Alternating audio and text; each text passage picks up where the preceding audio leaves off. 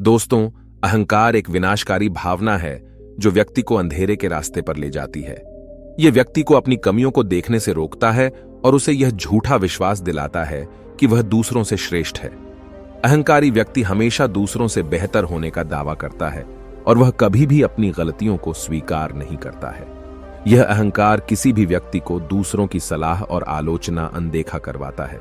वह दूसरों की राय को सुनने के लिए तैयार नहीं रहता है और वह हमेशा अपने ही हिसाब से काम करना चाहता है, जिससे वह सीखने और सुधार करने के अवसरों से वंचित रह जाता है। अहंकार व्यक्ति को अकेला कर देता है, क्योंकि कोई भी व्यक्ति अहंकारी व्यक्ति के आसपास रहना पसंद नहीं करता है। अहंकार व्यक्ति को गलत रास्ते पर ले जाता है और उसे विनाश की ओर धकेलता है। अहंकार के कई रूप हैं। यह अभिमान, घमंड और श्रेष्ठता के भाव के रूप में प्रकट हो सकता है। अहंकार व्यक्ति के जीवन में कई समस्याएं पैदा करता है। यह उसके रिश्तों को खराब करता है और उसे सफल होने से रोकता है। अहंकारी व्यक्ति अक्सर दूसरों को दुख देता है और वह खुद भी दुखी रहता है। चलिए इसे आज की बौद्ध कहानी के माध्यम से समझते हैं और यह भी जानने का प्रयास करते हैं कि आखिर इसका समाधान क्या है और अपने अहंकार को नियंत्रित करने के लिए हम क्या कर सकते हैं। बहुत समय पहले की बात है। एक छोटा सा राज्य था। उस राज्य में एक व्यापारी रहता था जो बहुत अमीर था, जिसके पास किसी चीज की कोई कमी नहीं थी। उसके पास वो सारी सुख सुविधाएं थीं जो वह चाहता था। उसका एक पुत्र भी था जो अब युवा हो चुका था। उस व्यापारी के पुत्र ने अब तक अपने जीवन में कोई दुख नहीं देखा था। जो भी वह चाहता था वह व्यापारी उसे सब कुछ लाकर दे देता था, जिस कारण उसे अपने जीवन में किसी प्रकार के दुख का अनुभव अब तक नहीं किया था। उस व्यापारी के पुत्र के कई सारे मित्र भी थे। उसके पास अथाह संपत्ति थी। धन दौलत की उसके पास कोई कमी नहीं थी। लेकिन एक दिन अचानक वह व्यापारी बीमार पड़ गया और देखते ही देखते उसकी बीमारी ने उस पर पूरी तरह से पकड़ बना ली थी। वह व्यापारी अपने जीवन की आखिरी सांसें गिन रहा था। अब उस व्यापारी को यह प्रतीत होने लगा था कि वह नहीं बच पाएगा। उसका अंतिम समय आ चुका है। इसलिए उसने अपने पुत्र को अपने पास बुलाया और उससे कहा, बेटा, तुमने आज तक केवल सुख ही देखा है। तुम्हें जो कुछ चाहिए था वो मैंने सब कुछ तुम्हें लाकर दिया, इसलिए तुमने आज तक दुख का अनुभव नहीं किया। दुख क्या होता है यह तुम्हें पता तक नहीं, और इसी बात की चिंता मुझे खाए जा रही है कि जब तुम्हारे पर दुखों के बादल मंडराने लगे तो तुम सह नहीं पाओगे। इसलिए आज मैंने तुम्हें यहां पर बुलाया है। मैं बस आखिरी समय पर तुमसे यह कहना चाहता हूं कि तुम सावधान रहना। मेरी मृत्यु के बाद तुम्हारे अपने ही तुम्हारे दुखों का कारण बन जाएंगे। इतना कहकर वह व्यापारी मृत्यु को प्राप्त हो गया। उस व्यापारी का पुत्र अपने पिता की मृत्यु पर बहुत दुखी था। वह रो रहा था। तभी उसके पास उसका एक मित्र आया और वह उसे समझाते हुए कहता है, मित्र, तुम रो क्यों रहे हो? तुम्हारा पिता ही मरा है, लेकिन तुम्हारे पास तो अब भी ये सारी धन दौलत है। ये सारी संपदा है कि सारी संपत्ति तुम्हारी ही तो है। अब तो तुम उन चीजों का भी आनंद ले सकते हो जिनका आनंद तुम अपने पिता के रहते नहीं ले पाए। अपने मित्र की यह बात सुनकर वह बड़ा प्रसन्न हुआ और उसे भी इस बात का एहसास हो चुका था कि उसके पास अथाह संपत्ति है, धन है, दौलत है, जिसकी मदद से वह अपना जीवन खुशी खुशी बिता सकता है। लेकिन इसी धन संपदा के कारण वह अब बुरी आदतों का शिकार भी हो चुका था। उसे हर प्रकार का नशा करने की आदत लग चुकी थी। जहां उसका मन करता वो वहां चला जाता। जब भी उसका मन करता वह किसी को भी अपने घर बुला लेता। फिर चाहे दिन हो या रात, जो भी उसका मन करता वह खरीद लेता, क्योंकि उसके पास संपत्ति थी। और तो और उसके पिता का सारा व्यापार भी अब उसी के हाथों में था और अब वह बहुत खुश था। वह अपने जीवन को अपनी मर्जी के हिसाब से जी रहा था। एक दिन उसके मन में ख्याल आया कि पिता ने मुझे बेवजह ही डरा दिया कि लोग मेरा फायदा उठाएंगे, मेरे दुश्मन बन जाएंगे, मेरे दुखों का कारण बन जाएंगे। लेकिन अब तो मैं और भी मजे से जी रहा हूं। मेरे सुख के दिन तो अब आए हैं। मैं आज तक जो नहीं कर पाया था वह सब करने में अब मैं सक्षम हूं। यह सब सोचकर उसकी खुशी का कोई ठिकाना नहीं था। वह बहुत खुश था। तभी एक दिन उस राज्य में एक बहुत बड़ा अस्पताल का निर्माण हो रहा था और इस अस्पताल के निर्माण के समय पर एक घोषणा करवाई गई कि जो भी इस अस्पताल के लिए सबसे अधिक दान देगा उसका नाम उस अस्पताल के एक पत्थर पर स्वर्ण अक्षरों में लिखा जाएगा। जब उसके मित्र ने यह बात सुनी तो वह दौड़ा दौड़ा उसके पास आया और उसे सारी बात बता दी। तब उस व्यापारी के पुत्र ने यह तय किया कि वह अस्पताल को सबसे बड़ा दान देगा, और उसने ऐसा ही किया। और साथ ही यह भी निश्चित हो गया कि उसका नाम उस अस्पताल के एक पत्थर पर स्वर्ण अक्षरों में लिखा जाएगा। लेकिन जब वह दान देकर वापस घर की ओर लौट रहा था तो रास्ते में उसे एक साधु मिले जो भोजन की मांग कर रहे थे। इस पर वह घमंडी व्यापारी का पुत्र कहता है, तुम जैसे लोग केवल 2 वक्त की रोटी के लिए हमेशा चिल्लाते रहते हो। पता नहीं तुम लोग कहां से आ जाते हो, और भगवान तुम लोगों को पैदा ही क्यों करता है। तुम लोग गंदगी हो, तुम्हें जीने का कोई हक नहीं, केवल अपना पेट भरने के लिए।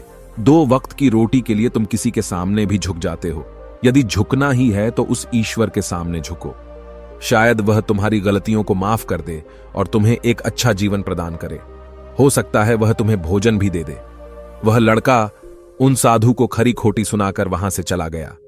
धीरे धीरे उस लड़के के पास उसके मित्रों, सहयोगियों और रिश्तेदारों की संख्या बढ़ने लगी। अब हर कोई उससे बिना पूछे कोई काम नहीं करता था। हर चीज में उसी से पूछा जाता था, जिस कारण उस लड़के को लगने लगा था कि अब मेरे बिना कोई काम नहीं हो सकता। जो भी हूं मैं ही हूं। जिस कारण उस लड़के का अहंकार अब 7वें आसमान पर था। सभी लोगों ने उसका मन जीत लिया था। सब लोग उसके विश्वास पात्र बन चुके थे। उस लड़के के पास अपार धन था, जिस कारण सब उससे जुड़े हुए थे। लेकिन यह बात उस लड़के को समझ नहीं आ रही थी। सभी लोग विश्वास के नाम पर अब उस लड़के से धन उधार लेने लगे थे, और वह भी खुशी खुशी लोगों को धन उधार में दे दिया करता है। जो कोई उसे धन उधार लेने आता, वह जितना मांगता वह उससे ज्यादा ही उन्हें दिया करता, क्योंकि वह सभी की नजरों में अपने आप को साबित करना चाहता था। वह अपने आप को महान दिखाना चाहता था। लेकिन धीरे धीरे उसकी बुरी आदतों के कारण अब उसका व्यापार चौपट होने लगा था। देखते ही देखते एक दिन व्यापार में उसे बहुत बड़ा घाटा हुआ। उसका पूरा व्यापार कर्ज में डूब गया। अब वह बहुत परेशान हो चुका था, बहुत चिंतित हो चुका था। उसे यह समझ नहीं आ रहा था कि आखिर ये सब क्या हुआ। मेरे पास तो कुछ समय पहले अपार धन था, और आज मेरे ऊपर बहुत बड़ा कर्जा है जिसे मुझे चुकाना ही होगा। तभी उसे उधार दिया हुआ धन याद आया, जो उसने अपने मित्रों और सहयोगियों को दिया था, अपने रिश्तेदारों को दिया था।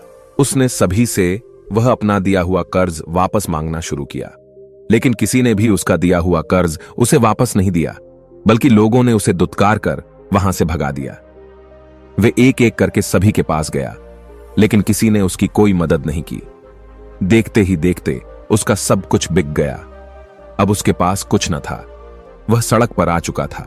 तभी वह यह सोचने लगा कि अपने सुख के दिनों में मैं यह नहीं जान पाया कि मैं अपने शत्रुओं से घिरा हुआ हूं। मेरे पिताजी सही कहते थे कि मेरे अपने ही मेरे दुखों का कारण बनेंगे। पिताजी, आपका धन्यवाद। लेकिन मैं आपकी बातों को समझ नहीं पाया, और आज देखिए क्या हो गया। वह सारा दिन यहां से वहां भटकता रहा और सोचता रहा कि अब आगे क्या होगा, वह कैसे खाएगा, कहां रहेगा और कैसे सोएगा। उसे अपने पिता की याद सता रही थी। वह उन्हें याद कर करके रो रहा था। उसकी आंखों से आंसू बह रहे थे। लेकिन अब बहुत देर हो चुकी थी, और अब धीरे धीरे उसे भूख भी लग रही थी। तभी उसने सोचा कि मैं उसी अस्पताल पर चलता हूं जहां पर पत्थर पर मेरा नाम स्वर्ण अक्षरों में लिखा गया है। मैं जाकर वहां पर कुछ मदद मांगता हूं। वह वहां पहुंचा और वहां के मालिक से वह कहता है, आपने मुझे पहचाना? मैं वही हूं जिसने इस अस्पताल को सबसे बड़ा दान दिया है, और मेरा नाम इस अस्पताल के पत्थर पर स्वर्ण अक्षरों में लिखा गया है। हालांकि इस समय मेरी हालत कुछ खराब है और मेरे पास खाने के लिए भी कुछ नहीं है। क्या आप मुझे कुछ भोजन दे सकते हैं? मैं भूखा हूं। मुझे बहुत जोरों की भूख लगी है। मेरे अपनों ने मुझे धोखा दे दिया है। क्या आप मुझे कुछ भोजन दे सकते हैं? तभी मालिक कहता है, भिखारियों को भोजन इस अस्पताल के बाहर दिया जाता है। अस्पताल के अंदर नहीं जाओ और जाकर बाहर बैठ जाओ। और रही बात तुम्हारे नाम की, तो भिखारियों का नाम अस्पताल के पत्थर पर स्वर्ण अक्षरों में नहीं लिखा जाता। मालिक ने तुरंत ही उस लड़के का नाम अस्पताल के उस पत्थर पर से हटवा दिया, और फिर एक बार घोषणा करवा दी कि अस्पताल को जो सबसे बड़ा दान देगा, उसका नाम इस अस्पताल के पत्थर पर स्वर्ण अक्षरों में लिखा जाएगा। यह सब देखकर वह लड़का बड़ा हैरान था, बड़ा अचरज में था। वह मन ही मन रो रहा था और सोच रहा था कि जीवन कितना दुखदाई है। जीवन बहुत छोटा है। अब मैंने जान लिया कि पत्थर पर लिखा हुआ नाम भी मिटाया जा सकता है, और यदि पत्थर पर लिखा हुआ नाम मिटाया जा सकता है तो इस जीवन का क्या मोल। यह जीवन भी कभी भी समाप्त हो सकता है। उस लड़के को जोरों की भूख लगी थी। वह अस्पताल के बाहर जाकर एक कोने में बैठ गया। लोग आते रहे और भिखारी को कुछ न कुछ दान देते रहे। लेकिन वह लड़का, उसकी हिम्मत ही नहीं हो रही थी कि वह भीख मांग सके, और न ही वह उन भिखारियों में बैठना चाहता था। देखते ही देखते दोपहर से रात का समय हो चुका था, लेकिन अब तक उसे कुछ भी न मिला था। लेकिन उसकी भूख बढ़ती चली जा रही थी और उसे जोरों की भूख लगी थी। पहली बार उसने अपनी भूख को जाना था, अपने पेट की इस आग के बारे में जाना था, और इस भूख के कारण वह इतना परेशान हो चुका था कि उसने तय किया कि वह अस्पताल से ही कुछ चुरा लेगा और उसे खाकर अपना पेट भर लेगा। जैसे ही वह वहां से उठता है, तभी वह साधु वहां पर आ जाते हैं, जिसे उस लड़के ने बहुत खरी खोटी सुनाई थी। वह साधु उस लड़के के पास आकर कहते हैं, बेटा, हम पहले भी मिल चुके हैं। वह साधु भिक्षा से वापस लौट रहे थे। उन्होंने कुछ भोजन उसे देते हुए कहा, ये लो, खा लो, तुम्हें जोरों की भूख लगी होगी। मैं तुम्हें जानता हूं, मैं समझता हूं कि हालात तुम्हें जबरदस्ती झुकाना चाहते हैं, लेकिन तुम लोगों के सामने झुकना नहीं चाहते। लेकिन अगर तुम लोगों के सामने झुकेंगे नहीं तो तुम्हें भोजन भी नहीं मिलेगा। आज तो मैंने तुम्हें भोजन दे दिया है, जिससे तुम्हारी भूख मिट जाएगी, लेकिन यह भूख रोज लगेगी। यह पेट की आग कभी नहीं मिटती। इस पर वह लड़का उन साधु से कहता है, जब मेरे पास धन था, दौलत थी, संपत्ति थी, तो मेरे पीछे मेरे मित्रों की, सहयोगियों की, रिश्तेदारों की कतार लगी रहती थी। सभी लोग मेरे शुभ चिंतक थे, लेकिन मेरे ऊपर दुख आते ही वह सब पलट गए। वह सब अब मेरे शत्रु बन चुके हैं। लेकिन तुम, जिसे मैंने इतनी खरी खोटी सुनाई थी, वही मेरे दुख में मेरा सहयोगी बना है। तुम मेरे इस दुख में मेरे पहले मित्र हो, मेरे पहले रिश्तेदार हो, जिसने मुझ पर दया की है। मैं तो अपने आप को बहुत बड़ा समझता था, लेकिन देखो, इस वक्त की मार ने मुझे कहां से कहां पहुंचा दिया। आज मैं इस बात को अच्छी तरह समझ चुका हूं कि धन से बड़ा कोई मित्र नहीं। इतना कहकर उस लड़के ने भोजन किया, और उसने पहली बार भोजन के सुख का आनंद उठाया। उसके हाथ कांप रहे थे। वह जल्दी जल्दी उस भोजन को समाप्त करना चाहता था, जल्दी जल्दी उसे चबा लेना चाहता था, और उसकी आंखों से झरझर आंसू भी बह रहे थे। उसे ऐसा प्रतीत हो रहा था मानो आज से पहले ऐसा लजीज भोजन उसने आज तक न किया हो। भोजन करते वक्त जो अनुभव से प्राप्त हुआ, ऐसा अनुभव उसे आज तक नहीं मिला था। तभी वह साधु से कहता है, यह कैसा सुख है, मैं इस दुख में भी इस भोजन के संतुष्टि का अनुभव कर पा रहा हूं। तभी वह साधु कहते हैं, जहां संतुष्टि होती है वहां सुख का अनुभव होता है, लेकिन सावधान, संतुष्टि बहुत खतरनाक भी होती है। जब संतुष्टि हमारी आवश्यकताओं, हमारी इच्छाओं से ऊपर उठ जाती है, तब यह दुख के दर्शन भी हमें कराती है। आज जो भोजन तुम कर रहे हो, ऐसा भोजन यदि तुम्हें पहले प्राप्त होता तो तुम इसे छूते तक नहीं। लेकिन आज इसी भोजन को करके तुम्हें संतुष्टि मिल रही है। लेकिन जब तुम्हारे पास धन था, दौलत थी, तब तुमने इससे भी अच्छा भोजन किया होगा, लेकिन तब तुम्हें संतुष्टि नहीं मिली होगी, वह सुख प्राप्त नहीं हुआ होगा जो तुम आज अनुभव कर रहे हो। लेकिन सावधान, अगर ऐसा ही भोजन तुम्हें रोज मिलता रहे तो तुम और भी अच्छे भोजन की कामना करने लगोगे, और इसी कामना की संतुष्टि के लिए तुम्हारे मन में दुख पैदा होगा। और जब तुम अपने मन की इस कामना की संतुष्टि कर दोगे तो तुम्हें सुख भी प्राप्त होगा, लेकिन यह सुख आएगा और चला जाएगा। और जब तुम्हारे जीवन में इसी प्रकार के भोजन हमेशा आते रहेंगे और जाते रहेंगे, तो तुम किसी और कामना, किसी और इच्छा की ओर आगे बढ़ने लगोगे। तब तुम किसी और इच्छा की पूर्ति करना चाहोगे, तुम किसी और इच्छा की संतुष्टि करना चाहोगे, और जब वह इच्छा पूरी नहीं होगी, जब तुम्हें संतुष्टि नहीं मिलेगी, तो तुम्हें दुख होगा, तकलीफ होगी, पीड़ा होगी, और यह श्रृंखला ऐसे ही आगे बढ़ती चली जाएगी। लेकिन जब तुम्हारे पास धन था, दौलत थी, तब तुमने इससे भी अच्छा भोजन किया होगा, लेकिन तब तुम्हें संतुष्टि नहीं मिली होगी, वह सुख प्राप्त नहीं हुआ होगा जो तुम आज अनुभव कर रहे हो। लेकिन सावधान, अगर ऐसा ही भोजन तुम्हें रोज मिलता रहे तो तुम और भी अच्छे भोजन की कामना करने लगोगे, और इसी कामना की संतुष्टि के लिए तुम्हारे मन में दुख पैदा होगा। और जब तुम अपने मन की इस कामना की संतुष्टि कर दोगे तो तुम्हें सुख भी प्राप्त होगा, लेकिन यह सुख आएगा और चला जाएगा। और जब तुम्हारे जीवन में इसी प्रकार के भोजन हमेशा आते रहेंगे और जाते रहेंगे, तो तुम किसी और कामना, किसी और इच्छा की ओर आगे बढ़ने लगोगे। तब तुम किसी और इच्छा की पूर्ति करना चाहोगे, तुम किसी और इच्छा की संतुष्टि करना चाहोगे, और जब वह इच्छा पूरी नहीं होगी, जब तुम्हें संतुष्टि नहीं मिलेगी, तो तुम्हें दुख होगा, तकलीफ होगी, पीड़ा होगी, और यह श्रृंखला ऐसे ही आगे बढ़ती चली जाएगी। तुम हमेशा सुख के पीछे भागोगे, लेकिन दुख तुम्हारे पीछे यूं ही भागता रहेगा। तुम सुख को पकड़ना चाहोगे तो तुम्हें पकड़ना चाहेगा। इसी प्रकार यह प्रक्रिया यूं ही निरंतर चलती रहेगी। तभी साधु अपने थैले में से एक सोने की थैली निकालकर उस लड़के के हाथ पर रख देता है। तभी वो लड़का उस साधु से कहता है, हे महाराज, आपके पास इतना धन कहां से आया? आप तो एक वैरागी हैं। तभी वह साधु उस लड़की से कहता है कि धन तुम्हारा ही है। उस दिन जब तुम मुझे खरी खोटी सुनाकर अपने घर की ओर आगे बढ़ रहे थे, तभी तुम्हारी जेब से यह सोने के सिक्कों से भरा हुआ थैला नीचे गिर पड़ा और मैंने इसे उठाकर अपने पास रख लिया, यह सोचकर कि जब तुम मुझे मिलोगी तब मैं इसे तुम्हें लौटा दूंगा। लेकिन उस दिन के बाद से आज तुम मुझे मिले हो, इसलिए मैं तुम्हें इसे लौटा रहा हूं। ले लो, यह तुम्हारा ही है। इस पर वह लड़का कहता है, हे महाराज, इसी धन के लिए तो मुझे मेरे मित्रों ने, मेरे सहयोगियों ने, यहां तक कि मेरे रिश्तेदारों ने भी मुझे धोखा दिया। लेकिन आप वो पहले शख्स हैं जो मुझे ये धन लौटा रहे हैं। और वहीं पर जो मैंने धन, जो कर्ज मैंने अपने मित्रों, अपने सहयोगी, अपने रिश्तेदारों को दिया था, अपने बुरे समय पर जब मैंने उनसे मांगा तो उन सभी ने वो धन देने से मुझे मना कर दिया। कईयों ने तो मुझे खरी खोटी सुनाकर अपने घर से धक्के मारकर निकलवा दिया। लेकिन आप महाराज वो पहले शख्स हैं जिन्होंने मेरे इस बुरे समय पर मेरा साथ दिया है। मेरा धन मुझे वापस लौटाया है। मैं आपकी सहायता के लिए आपका आभारी हूं। मैं इस धन से अपना व्यापार फिर से शुरू करूंगा और इस व्यापार को नई ऊंचाइयों तक ले जाऊंगा। तभी वह साधु उस लड़के से कहते हैं, हमें कोई दुख नहीं देता, बल्कि दुख के कारण तो हम स्वयं ही होते हैं। हम स्वयं ही खुद को धोखा देते हैं। सुख में हम भ्रमित रहते हैं।